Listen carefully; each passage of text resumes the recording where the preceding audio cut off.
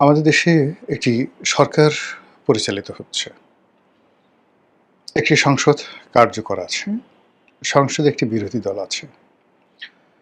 এর বাইরে রাজপথে বেশ কয়েকটি রাজনৈতিক দল আছে, প্রাচীন এবং ঐতিহ্যবাহী। যেমন ধরুন বাসদ, সিপিপি, যাদের সংসদে কোনো অংশীদারিত্ব নেই কিন্তু তারা রাজপথে আছে। আবার সংসদে জামাত, এনসিপি এবং অন্যান্য সরকারের যে সকল আস্থাভাজন দল রয়েছে, সবাই মিলে সেখানে একটি বিরোধী দল এবং একটি সরকারি দল সংসদে জমজমাট রাখার চেষ্টা করছেন। বিরোধী দল দাঁড়িয়ে সরকারের সমালোচনা করছে, প্রশংসা করছে, হাস্যরস করছে। আবার সরকারি দলের যারা লোকজন রয়েছেন তারা বিরোধী দলকে কটাক্ষ করে নানা রকম কথাবার্তা বলার চেষ্টা করছেন। এর বাইরে রাজপথে আমরা কি দেখতে পাচ্ছি? রাজপথে এই মুহূর্তে কোনো লড়াই নেই, সংগ্রাম নেই। কেবলমাত্র ইসলামী ব্যাংকের যারা গ্রাহক, তারা ইসলামী ব্যাংকে নতুন প্রশাসক নিয়োগ কিংবা নতুন চেয়ারম্যান নিয়োগ নিয়ে বিরোধিতা করছে এবং সরকারের প্রতি অনাস্থা প্রকাশ করার জন্যে বা ইসলামী ব্যাংকের ম্যানেজমেন্টে নতুন কোনো যে পরিবর্তন হচ্ছে, সেই পরিবর্তনকে গ্রাহকরা আস্থা এবং বিশ্বাসের জায়গায় নিতে না পেরে গত এক সপ্তাহে প্রায় ৩,৫০০ কোটি টাকা সেখান থেকে গ্রাহকরা তাদের আমানত উত্তোলন করে নিয়ে গেছে। পরিস্থিতি সামাল দেওয়ার জন্য ইসলামী ব্যাংক কেন্দ্রীয় ব্যাংকের কাছে তারল্য সংকট মোকাবেলা করতে ১০,০০০ কোটি টাকা তারা হাওলাত চেয়েছে, ঋণ চেয়েছে। এই যে যা কিছু বাংলাদেশে ঘটছে, এগুলো হলো মূল খবর। এর বাইরে যা কিছু হচ্ছে সেগুলো আসলে ওরকম খবর নয়, এগুলো দুর্ঘটনা। কখনো হত্যাকাণ্ড ঘটছে, কখনো ধর্ষণ হচ্ছে, ছিনতাই হচ্ছে, সড়ক দুর্ঘটনা হচ্ছে, ইত্যাদি ইত্যাদি নানা রকম যাকে বলা হয় ঘটনা দুর্ঘটনার মধ্য দিয়ে সারা বাংলায় টেকনাফ থেকে তেঁতুলিয়া পর্যন্ত ১৮ কোটি মানুষের মধ্যে ১৮শত কোটি চিন্তা চেতনা রসায়ন নানাভাবে কাজ করছে। এখন প্রশ্ন হলো যে এত কিছুর এই যে আয়োজন চলছে বা একটা রাষ্ট্র চলছে, বাজেট প্রণীত হচ্ছে, বাজেট সেশন চলছে, অনেক কিছুর দাম বাড়বে, অনেক কিছুর দাম কমে যাবে, অনেক ট্যাক্স বসবে, অনেক ট্যাক্স উঠে যাবে, ইত্যাদি নানা বিষয়ের পরেও মানুষের দৃষ্টি কোথায়? আর মানুষের মধ্যে হাহাকার কি? মানুষের মধ্যে অভাব কি? আপনি যদি গভীরভাবে চিন্তা করেন তাহলে আপনি দেখতে পাবেন যে রাজনীতিতে বিরাট একটা শূন্যতা কাজ করছে। ভীষণ রকম একটা শূন্যতা কাজ করছে। এবং এই শূন্যতা কোনো যেন-তেন শূন্যতা নয়। নিশ্চিম নীরবতা, হাহাকার। রাজনীতির ময়দানে আমরা যা কিছু দেখছি, সরকারি দল, বিরোধী দল, কিন্তু এরপরে মনে হচ্ছে কে যেন নেই, কাকে যেন দরকার। সবাই উপস্থিত, কিন্তু এর মধ্যে মনে হচ্ছে কে যেন আসবে বা কে যেন আসবে না, ইত্যাদি নানা রকম পরিস্থিতি আমাদের গল্প, কবিতা, উপন্যাস থেকে শুরু করে সব জায়গাতে এটি মাথাছাড়া দিয়ে উঠেছে। এই হতাশার চিত্র, না পাওয়ার বেদনা, পাওয়ার বেদনা, হারানোর বেদনা এবং নতুন করে কোনো কিছু শুরু করতে না পারার যে ব্যর্থতা, চিন্তা জগতে, অর্থনৈতিক জগতে, মন এবং মননে। তো এই যে আজকের যে অবস্থা, যারা আজকের এই অবস্থার জন্য দায়ী করতে চান, তারা কেউ বিএনপিকে দায়ী করবে না। এমনকি ডক্টর মোহাম্মদ ইউনূসকে আংশিকভাবে দায়ী করা হলেও বর্তমানের যে সমস্যাগুলো রয়েছে, এই সমস্যাগুলো কাটিয়ে ওঠার ক্ষেত্রে সবাই সরকার পক্ষের যারা লোকজন এক বাক্যে বলবে ১৭ বছরের দুঃশাসন, শেখ হাসিনার পারিবারিক শাসন, শেখ পরিবারের যাকে বলা হয় সিন্ডিকেট, এগুলোর কারণে বাংলাদেশ থেকে এই লক্ষ লক্ষ কোটি টাকা, billion billion dollar. Debapriya Bhattacharya নামক একজন ভদ্রলোক আছেন, তো তিনি হিসাব করে ইউনূস সরকারকে বুঝিয়ে দিয়েছিলেন যে ১৬ লক্ষ কোটি টাকা শেখ হাসিনার জমানাতে পাচার হয়েছে। তো এগুলোর আসলে অনেক আফটার ইফেক্ট আছে। এই ধরনের একেবারে ১৬ লক্ষ কোটি টাকা, ২-৪ হাজার কোটি টাকা কমও না, বেশিও না। আমরা যারা একসঙ্গে ১ কোটি টাকা দেখিনি, তাদের কাছে ১ কোটিরও যে মূল্য, হাজার কোটি টাকার যে মূল্য, শত কোটির মূল্য, লক্ষ কোটি টাকারও একইভাবে সেম মূল্য। ১৬ লক্ষ কোটি টাকা। ওরে বাবা রে বাবা! দেবপ্রিয় ভট্টাচার্য বের করে ফেলেছে এবং একটা এই ধরনের নীতিবিদদের কারণে কিভাবে একটা সরকার ডুবে তার একটা উদাহরণ দেই। আওয়ামী লীগ জমানাতে এরকম একটা গবেষণা করে আবুল বারাকাত একেবারে সে বিশাল বলল যে আমাদের দেশের যারা যুদ্ধাপরাধী, জঙ্গি, ইসলামিস্ট গ্রুপ রয়েছে তারা যে অর্থনীতি ইসলামী ব্যাংকে কেন্দ্র করে এই অর্থনীতি পরিচালনা করছে, এই অর্থনীতির আকারে নাকি ৩০,০০০ কোটি টাকা। বোঝার চেষ্টা করেন। তো ৩০,০০০ কোটি টাকা এই টাকা বিনিয়োগ করে তারা যে ব্যবসা প্রতিষ্ঠান চালায়, সেখান থেকে এই জঙ্গি অর্থায়ন হয়। এই খবর এতটা যাকে বলা হয় আওয়ামী লীগকে উদ্বেলিত করলো এবং এই সমস্ত গবেষণা করে আবুল বারাকাত রাতারাতি হিরো হয়ে গেলেন। আওয়ামী লীগ যখন ক্ষমতায় এলো, ক্ষমতা আসার সঙ্গে সঙ্গে প্রথম যে কাজটি করলো, সেই কাজটি হলো ইসলামী ব্যাংক তারা কবজায় নিয়ে নিল। বলা হয়ে থাকে এই ইসলামী ব্যাংক এস আলম এবং তার পরিবার এখান থেকে ৮০,০০০ কোটি টাকা নিয়ে গেছে। আপনি বললেন যে টোটাল ৩০,০০০ কোটি টাকা হলো এই জঙ্গি অর্থায়নের কাজে মোট বিনিয়োগ।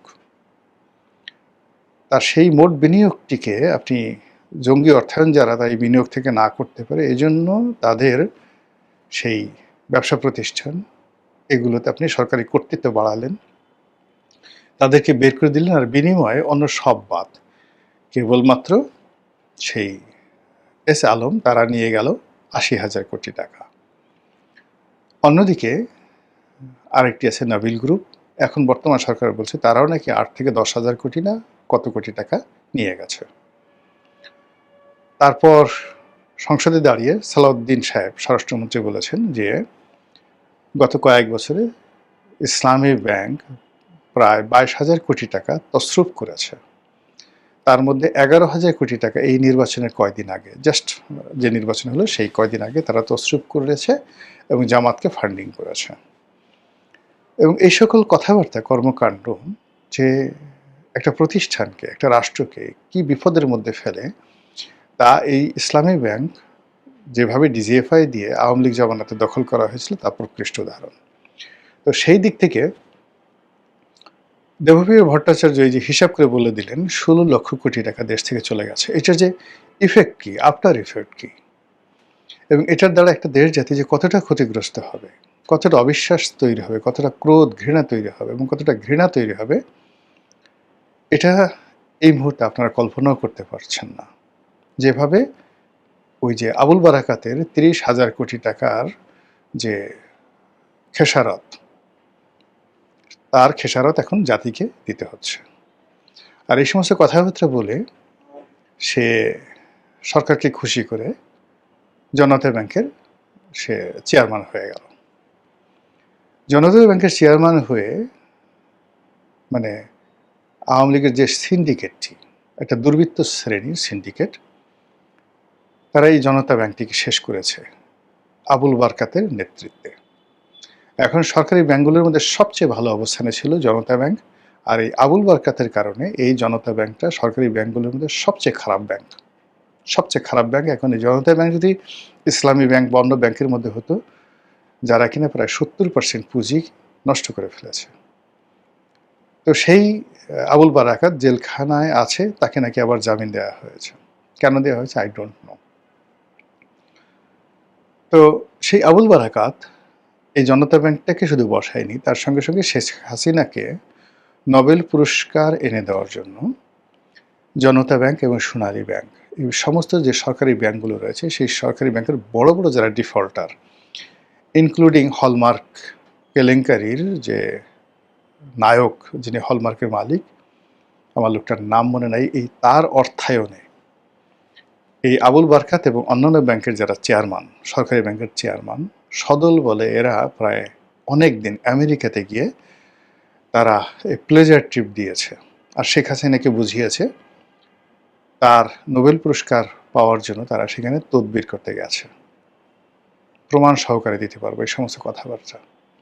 আর শেখ হাসিনা এদের কথা বিশ্বাস করে জীবনের শেষ দিন পর্যন্ত সে একটা নোবেল পুরস্কার পাবে এই আশায় চাতক পাখির মতো সে বসেছিলেন। আর তার এই আকাঙ্ক্ষাকে কেন্দ্র করে আবুল বারাকাতদের মতো যারা তথাকথিত শিক্ষিত, তথাকথিত বুদ্ধিজীবী, তথাকথিত অর্থনীতিবিদ, তারা পুরো আওয়ামী লীগকে শেষ করে দিয়েছে এবং আওয়ামী লীগের ৬ কোটি মানুষকে এই এদের মতো বুদ্ধিজীবীরা বিপদে ফেলেছে। এই বুদ্ধিজীবীদের মধ্যে অনেক সচিব ছিলেন, অনেক অভিনেতা ছিলেন, অনেক নায়ক ছিলেন, অনেক নায়িকা ছিলেন, অনেক নায়িকা। এই অনেক নায়িকা, তথাকথিত নায়িকা, তারা জাস্ট হানি ট্র্যাপের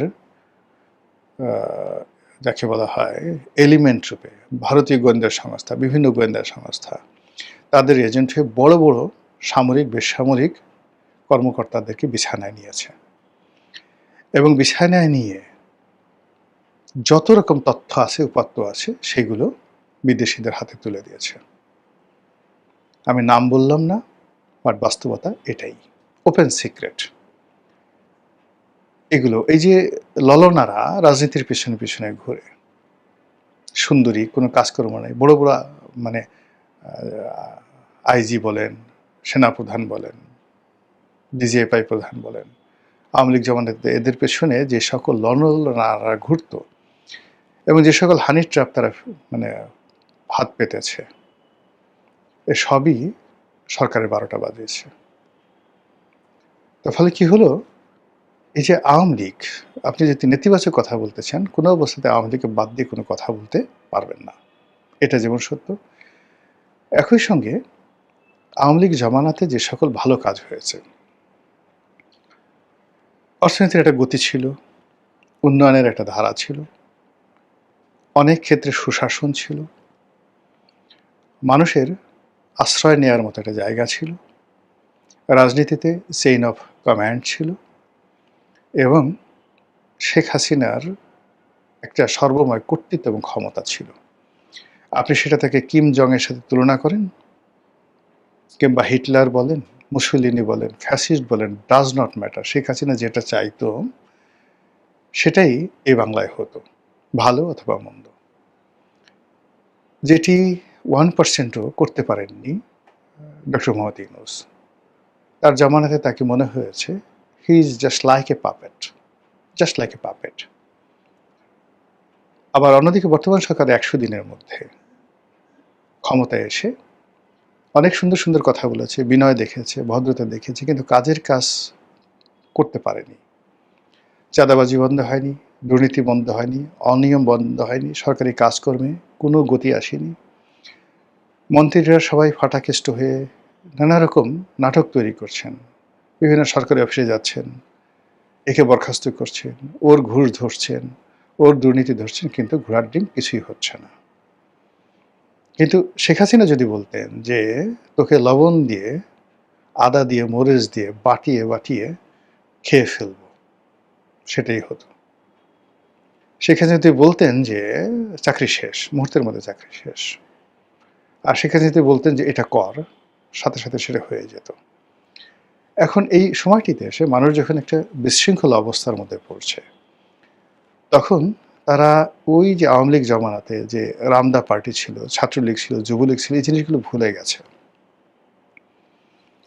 এমনকি আমাদের মতো যারা মারাত্মকভাবে ক্ষতিগ্রস্ত হয়েছে ইন পার্সন, এবং আমার ব্যবসা বাণিজ্য, ক্যারিয়ার, এমনকি পারিবারিক জীবন, যেভাবে আওয়ামী লীগের দ্বারা ক্ষতিগ্রস্ত হয়েছে আওয়ামী লীগ জমানাতে, বিভিন্ন গভর্নমেন্ট এজেন্সি ক্যারেক্টার অ্যাসাসিনেশনের জন্য তারা যে সকল কাজ করেছে, কিন্তু এত কিছুর পরেও শেখ হাসিনার পতনের পরে এই গত 2 বছর ধরে যে নতুন একটা পরিস্থিতি তৈরি হয়েছে, সেই পরিস্থিতিতে মনে হচ্ছে যে আগের জমানাটাই ভালো ছিল।